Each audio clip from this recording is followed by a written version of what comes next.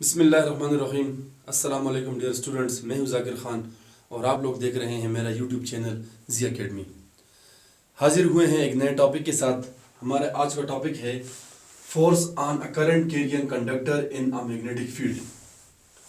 Students, इस sentence का मतलब है कि जब हमारे पास एक करंट कैरियंग वायर हो, करंट कैरियंग कंडक्टर हो, यानी हमारे पास एक ऐसी वायर है जिसमें से करंट गुजर रहा हो और उसको हम एक मैग्नेटिक फील्ड के अंदर रखते हैं, तो उसके ऊपर एक खास किस्म की फोर्स लगती है। वो फोर्स हम फाइंड आउट करने वाले हैं कि उस फोर्स का मैग्नीट्यूड कितना होगा, वो किस किस चीज पर डिपेंड करता है और उस फोर्स की डायरेक्शन क्या होगी। ठीक है जी। पिछले लेक्चर में हमने ये बात डिस्कस की थी कि हमारे पास जब किसी भी वायर में से करंट गुजरता है तो उसके इर्द गिर्द मैग्नेटिक फील्ड बनता है। उस मैग्नेटिक फील्ड का हमने स्ट्रेट वायर के ऊपर और फिर सोलेनोइड के ऊपर हमने उसके तमाम फीचर डिस्कस किए थे। आज हम उसी बात को आगे बढ़ाते हैं कि अगर हमारे पास एक तार है, उसमें से करंट गुजर रहा है, डेफिनेटली उसके इर्द गिर्द मैग्नेटिक फील्ड बनेगा। जब वो मैग्नेटिक फील्ड एक तार के इर्द गिर्द होगा और एक उसको हम उठाकर किसी और मैग्नेटिक फील्ड के अंदर रखेंगे तो उस वायर के ऊपर क्या असरात होंगे, उस वायर के ऊपर हमें क्या क्या चीज देखने को मिलेगी, आइए इसको डिस्कस करते हैं। लेट अस सपोज हमारे पास ये एक वायर है, ये हमारे पास करंट कैरियंग कंडक्टर है, इसमें से करंट गुजर रहा है डाउनवर्ड डायरेक्शन में। ठीक हो गया जी। फॉर एग्जांपल ये हमारे पास करंट है, मैंने इसी वायर को उठाकर एक मैग्नेटिक फील्ड के अंदर रख दिया है। ये हमारे पास मैग्नेटिक फील्ड है, जिसका नॉर्थ पोल है और ये साउथ पोल है, तो हमारे पास इस डायरेक्शन में हमारे पास होगा magnetic field. It is the direction of magnetic field. ठीक हो गया जी। जब first time current carrying wire को उठाकर एक मैग्नेटिक फील्ड के अंदर रखा गया तो इसके ऊपर एक फोर्स महसूस की गई, इसके ऊपर एक झटका महसूस किया गया। जब ये हमारे पास इस तरह फ्लो करेगा तो ये वायर ऊपर की जानिब इस तरह से इसकी मोशन होगी, यानी इस वायर को हम लेकर जब मैग्नेटिक फील्ड के दरमियान में रखेंगे तो ये वायर वापस हमारी तरफ जो है मोशन करेगा। नीचे करेंगे हम इसको तो ये वापस ऊपर की तरफ मोशन करेगा। अब ये क्यों करता है इस तरह? हमारे पास असल में यहाँ पर दो मैग्नेटिक फील्ड की इंटरेक्शन होती है आपस में। यानी एक मैग्नेटिक फील्ड ये है, यानी हमने तार के इर्द गिर्द दो मैग्नेट रख दिए ना, बाहर मैग्नेटिस रख दिए, इधर नॉर्थ पोल रख दिया है, इधर साउथ पोल रख दिया, तो उसके दरमियान में मैग्नेटिक फील्ड बन गया है। और एक ये वायर है हमारे पास और इस वायर में से करंट गुजर रहा है। करंट गुजरने की वजह से इसके इर्द गिर्द क्या बन गया है? वायर के इर्द गिर्द मैग्नेटिक फील्ड बन गया है। यानी एक मैग्नेटिक फील्ड तार के पास है, एक मैग्नेटिक फील्ड हमने नीचे ग्राउंड पर बना दिया है। जब इन दोनों मैग्नेटिक फील्ड्स को हम आपस में टकराएंगे, दोनों को जब हम आपस में मैच करवाएंगे तो इनके दरमियान में मैग्नेटिक फील्ड के अंदर जितने भी same lines of magnetic forces होंगी वो एक दूसरे को क्या करेंगी? रिपेल करेगी।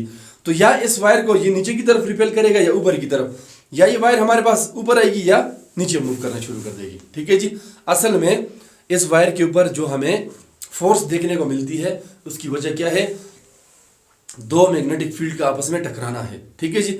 आप इसी तार में से करंट को हटा दें, यानी वायर के पीछे जो करंट फ्लो हो रहा है उसके अंदर उसको बंद कर दें, तो ये वायर आप मैग्नेटिक फील्ड में से ऊपर नीचे गुजारें, इसके ऊपर किसी किस्म की फोर्स आपको देखने में नहीं मिलेगी। असल में वो फोर्स किस वजह से होती है? करंट की वजह से मैग्नेटिक फील्ड और उस दोनों मैग्नेटिक फील्ड का आपस में इंटरेक्शन होता है। तो जब इसमें से करंट गुजरता है तो उसके ऊपर एक खास किस्म की फोर्स लगती है, इसको कहते हैं force on a current carrying conductor in a magnetic field. अगर आप इस करंट की डायरेक्शन को चेंज करेंगे, ठीक है जी, ये हमारे पास नॉर्थ पोल है, ये हमारे पास साउथ पोल है, ठीक है जी, ये मैग्नेटिक फील्ड की डायरेक्शन आ गई है। अगर आप इसके दरमियान में इस वायर को रखते हैं, ठीक है, और इसमें से इस करंट को दोबारा गुजारते हैं लेकिन अपवर्ड डायरेक्शन में, ठीक हो गया जी, तो इस फोर्स की जिसके ऊपर लग रहा है इसकी डायरेक्शन डाउनवर्ड हो जाएगी। ठीक है। आपने करंट की डायरेक्शन चेंज की तो इसके ऊपर जो फोर्स लग रही है उसकी डायरेक्शन चेंज हो जाएगी। यहां पर आपने देखा डाउनवर्ड फोर्स लग रही है, यहां पर आपने देखा जो है अपवर्ड फोर्स लग रही है। ये फोर्स की डायरेक्शन जो है ये डिपेंड करता है डायरेक्शन ऑफ द करंट। पहली बात, अगर आप करंट की डायरेक्शन को चेंज करेंगे तो उसके ऊपर ये फोर्स चेंज हो जाएगी। दूसरी बात, अगर आप करंट की डायरेक्शन को चेंज नहीं करते तो आपने मैग्नेटिक फील्ड की जो बाहर मैग्नेटिक फील्ड है उसकी डायरेक्शन को चेंज करेंगे तब भी इस फोर्स की डायरेक्शन चेंज हो जाएगी। और इसका प्रैक्टिकल इस्तेमाल जब हम वॉशिंग मशीन के अंदर मोटर यूज करते हैं तो टू वे पर जब मोटर को वॉशिंग मशीन को छोड़ते हैं तो वो कुछ टाइम के लिए यूं घूमती है, फिर कैपेसिटर उसको ऑफ कर देती है कट ऑफ करके, तो दोबारा वो इस तरह से घूमती है। ठीक है जी, ये असल में हम इसमें करंट की डायरेक्शन को क्या करते हैं, चेंज करते हैं उस मोटर के अंदर। आगे हम पढ़ेंगे इंशाल्लाह मजीद, आप समझ जाएंगे इस बात को। कभी मोटर में से करंट को यूं गुजारते हैं तो मोटर हमारी यूं घूमती है, फिर उसी करंट की डायरेक्शन को हम चेंज कर लेते हैं तो हमारी मोटर यूं घूमना शुरू हो जाती है, टू वे फंक्शन करती है। ठीक है जी, पहली बात जो हमें पता चली कि अगर करंट कैरिंग वायर को हम मैग्नेटिक फील्ड में रखते हैं तो उसके ऊपर फोर्स लगती है। दूसरी बात जो हमें पता चली कि अगर हम करंट की डायरेक्शन चेंज करते हैं तो उस फोर्स की डायरेक्शन चेंज हो जाती है, और अगर हम बाहर से रखे हुए मैग्नेटिक फील्ड की डायरेक्शन को चेंज करते हैं तब भी हमारे पास इस फोर्स की डायरेक्शन क्या हो जाती है, ये चेंज हो जाती है। ठीक है जी, यहां से हमने एक और बात भी अखज़ की कि हमारे पास ये जो magnetic force, magnetic field current carrying wire के ऊपर जो फोर्स लग रही है, ठीक है जी, ये फोर्स हमारे पास, इसको मैं एफ बी कहता हूं। ये एफ बी जो है ना, ये force of the magnetic field है। ठीक है जी, B shows the magnetic field. ये डायरेक्टली प्रोपोर्शनल है किस चीज के, अमाउंट ऑफ द करंट। ठीक है, आप जितना वायर में से ज्यादा करंट को गुजारेंगे उतनी ही इसके ऊपर ये जो फोर्स लगेगी इसकी मैग्नीट्यूड क्या हो जाएगा, इंक्रीज हो जाएगा। एक बात। दूसरी बात, हमारे पास यही फोर्स जो है ये हमारे पास डायरेक्टली रिलेटेड होती है किस चीज के, लेंथ ऑफ द वायर। ठीक है जी, ये तार की लंबाई की भी डायरेक्टली प्रोपोर्शन होती है। जितना आप ज्यादा वायर को मैग्नेटिक फील्ड के अंदर रखेंगे उतनी उसके ऊपर ये वायर से जो फोर्स लगने वाली है, ये इसकी अमाउंट या इसका मैग्नीट्यूड जो है वो इंक्रीज हो जाएगा। और तीसरी बात जिसके ऊपर ये फोर्स डिपेंड करता है वो हमारे पास है मैग्नेटिक फील्ड स्ट्रेंथ, जिसको हम बड़े बी, कैपिटल बी से डिनोट करते हैं।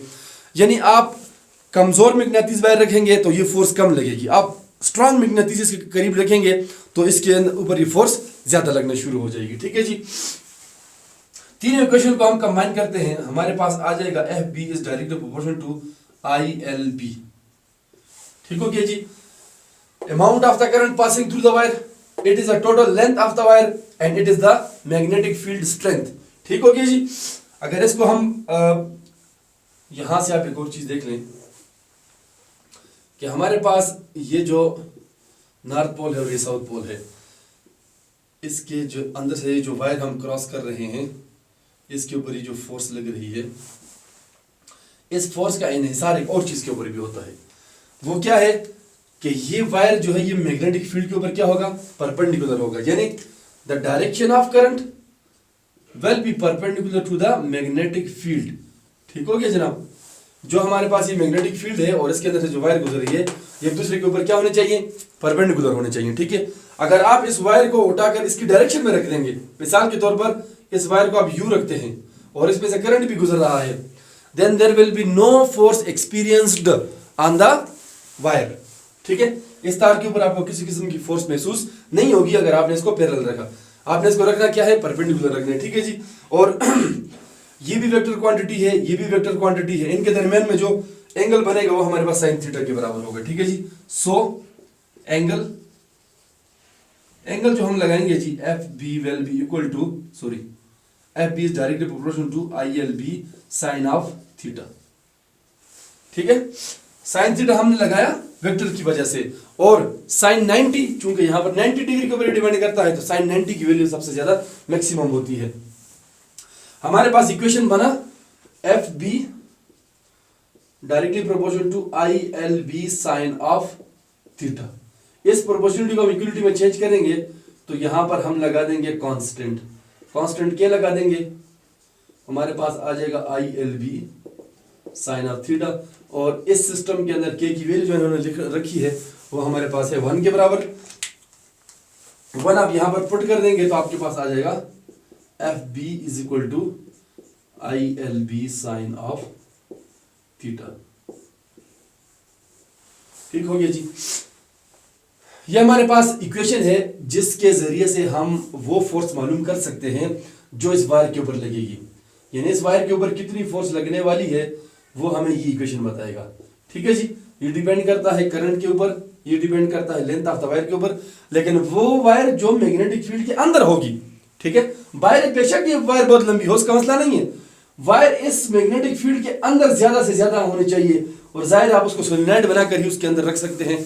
तो हम जब कॉइल बनाते हैं मोटर की या जनरेटर की, तो वो कॉइल इसके अंदर हम जितना ज्यादा वायर यूज करेंगे उतनी इसकी पावर ज्यादा होगी। ज्यादा पावर का जनरेटर होता है, ज्यादा पावर की मोटर होती है, वो असल में इस वायर के ऊपर डिपेंड करता है। और दूसरे हम उसके अंदर मैग्नेटिक हाई पावर का यूज करते हैं, तो हमारे पास इस ओवरऑल जो फोर्स है इसकी पावर ज्यादा हो जाती है।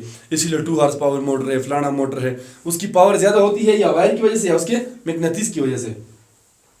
और तीसरी चीज हमारे पास साइन थीटा की, हमने इसका एंगल बिल्कुल फिट रखना है। एंगल को आप वेरी करेंगे 90 से थोड़ा भी आगे पीछे तो उसकी पावर के ऊपर जो है बहुत ज्यादा फर्क आएगा, फोर्स आपको उतनी मैक्सिमम मिलेगी नहीं। ठीक हो गया जी। अगर आपने यहां पर मैक्सिमम फोर्स लगाना है, ठीक है जी, आप चाहते हैं कि मैक्सिमम फोर्स लगे, then the theta will be equal to 90 degree. आपने यहां पर एंगल जो है वो 90 डिग्री का रखना है। तो हमारे पास for the maximum force this equation will be equal to ILB sine of 90 degree. ठीक हो गया जी। और साइन ऑफ 90 डिग्री हमारे पास 1 के बराबर होता है। So the maximum force will be equal to ILB। ठीक है जी, ये हमारे पास आ जाएगी रिक्वायर्ड इक्वेशन। फोर्स का यूनिट हम यहां पर हमारे पास है न्यूटन। ठीक है जी, फोर्स को हम न्यूटन में तोलेंगे, करंट को हम तोलेंगे जी एम्पियर के अंदर, जो इसका ऐसा यूनिट है। लेंथ जो है हमारे पास, इसका ऐसा यूनिट हमारे पास मीटर होता है। और जो मैग्नेटिक फील्ड है इसका ऐसा यूनिट हमारे पास होता है टेस्ला। ठीक हो गया जी। आप अगर इस इक्वेशन को रीअरेंज करके भी देख लेंगे तो हमारे पास बराबर हो जाएगा F is equal to ILB, और B हमारे पास बराबर हो जाएगा F डिवाइडेड बाई IL, ये उसके नीचे जाकर डिवाइड हो जाएगा। तो 1 टेस्ला हमारे पास किस चीज के बराबर होगा, जब 1 न्यूटन का फोर्स लग रहा होगा, 1 एम्पियर का करंट गुजरेगा, और हमारे पास 1 मीटर की जो है उसके अंदर हमने तार रखी हुई होगी। ठीक है जी। 1 टेस्ला का जो मैग्नेटिक फील्ड है हमारे पास, ये 1 newton force, 1 ampere current and 1 metre wire जब हम यूज करेंगे तो हमारे पास जो मैग्नेटिक फील्ड स्ट्रेंथ होगी हमारे पास वो होगी बराबर है 1 टेस्ला। अब हम मालूम करने जा रहे हैं कि भाई ये जो फोर्स लग रही है इस वायर के ऊपर, ये किस तरफ लगेगी, यानी इसकी डायरेक्शन हमारे पास क्या होगी। तो डायरेक्शन ऑफ द फोर्स मालूम करने के लिए हमारे पास 2 लॉज हैं, उसका हम इस्तेमाल करते हैं। 2 कानून है, 2 रूल्स हैं। एक हमारे पास है राइट हैंड रूल, एक हमारे पास है फ्लेमिंग लेफ्ट हैंड रूल। ठीक है जी। ओरेस्टेड राइट हैंड रूल हमें कहता है कि आपने अपने हाथ को इस तरह से पकड़ना है, it is the right hand. ठीक है जी। आपकी उंगलियों की जो फ्रंट की निशान है, जो डायरेक्शन है, ठीक है जी, ये शो करेगी मैग्नेटिक फील्ड को। ठीक है जी। आपके हाथ की जो उंगलियों की फ्रंट साइड है ये शो करेगी मैग्नेटिक फील्ड की डायरेक्शन को। ये मुड़े हुआ डायरेक्शन जो है ये शो करेगी डायरेक्शन ऑफ द करंट, और थंब जो है ये शो करेगा डायरेक्शन ऑफ द फोर्स, जो इसके ऊपर फोर्स लगेगा। मिसाल के तौर पर हम यहाँ से मालूम करते हैं, हमारे पास ये है जी साउथ पोल, या हमारे पास है नॉर्थ पोल। ठीक है जी। या इसको आप उल्टा लिखें ताकि आपको डायरेक्ट समझ आए। तो मैग्नेटिक फील्ड की डायरेक्शन हमारे पास हो जाएगी ये, ठीक है जी, और ये हमारे पास जी। तो स्टूडेंट हमारे पास करंट की डायरेक्शन है अपवर्ड। ठीक है जी। करंट की डायरेक्शन में हम अपनी मुड़ी हुई उंगलियों को रखेंगे, और जो हमारी पॉइंटेड फिंगर्स है ये शो करेगी मैग्नेटिक फील्ड की डायरेक्शन को, और थंब शो करेगा फोर्स को। तो इसके ऊपर जो हमारे पास फोर्स लगेगा वो फोर्स अपवर्ड डायरेक्शन में लगेगा, it is the direction of force. ठीक है जी। अपवर्ड डायरेक्शन है हमारे पास। अगर from right to left magnetic field की डायरेक्शन हो, ठीक है जी, और अपवर्ड करंट की डायरेक्शन हो, तो ये वायर जो है ये हमारी तरफ आएगी। ठीक है। अब अगर आप करंट की डायरेक्शन को चेंज कर देंगे तो ये फोर्स नीचे की तरफ लगेगा। अगर आप मैग्नेटिक फील्ड की डायरेक्शन को चेंज कर देंगे तब भी ये फोर्स नीचे की तरफ ही लगेगा। ठीक हो गया जी। इसी के ऊपर हम फ्लेमिंग लेफ्ट हैंड रूल का इस्तेमाल करते हैं। हमारे पास ये आ गया जी नॉर्थ पोल, या हमारे पास साउथ पोल, या हमारे पास आ गई जी मैग्नेटिक फील्ड की डायरेक्शन, और यह हमारे पास आ गई करंट की डायरेक्शन।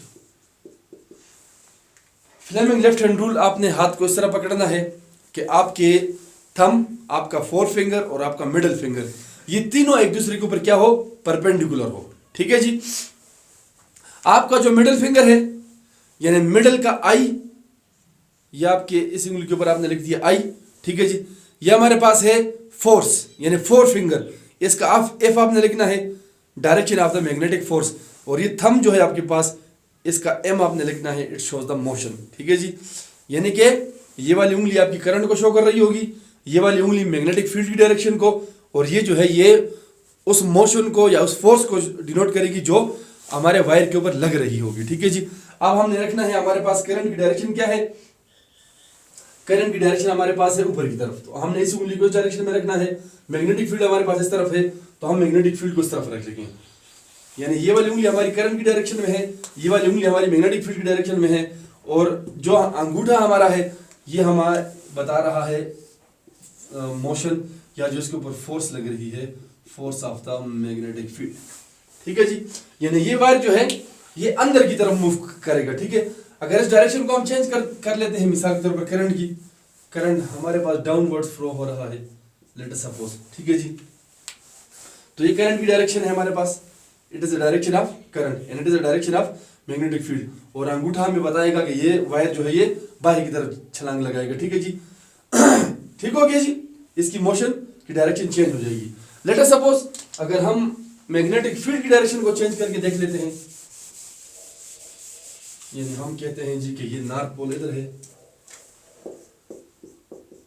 और हमारे पास साउथ पोल इस तरफ है, और करंट जो है हमारे पास वो नीचे की डायरेक्शन में फ्लो कर रहा है। आप देख लें जरा, हमारे पास ये करंट की डायरेक्शन है और ये मैग्नेटिक फील्ड की डायरेक्शन है। This is the direction of current and this is the direction of magnetic field. तो हमारे पास जो फोर्स लगेगी वो इनवर्ट डायरेक्शन होगी। ठीक है। आपने मैग्नेटिक फील्ड की डायरेक्शन चेंज की तो फिर भी फोर्स की डायरेक्शन चेंज हो गई। आपने करंट की डायरेक्शन चेंज की तो फिर भी हमारे पास जो फोर्स लग रही है इसके ऊपर उसकी डायरेक्शन चेंज हो गई। ठीक है जी। दो चीजें हमने पढ़ी for the finding of the direction of force.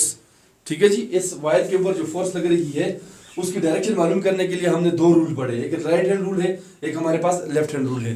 Right hand rule, आपने हाथ को इस तरह पकड़ना है, ये जो आपकी उंगलियों की डायरेक्शन है ये शो करेगी आपके पास करंट की डायरेक्शन को, ये शो करेगी, सॉरी ये आपके पास मैग्नेटिक फील्ड की डायरेक्शन को शो करेगी, ये आपके पास करंट की डायरेक्शन को शो करेगी, और ये आपके पास थंब जो है ये फोर्स को शो करेगी।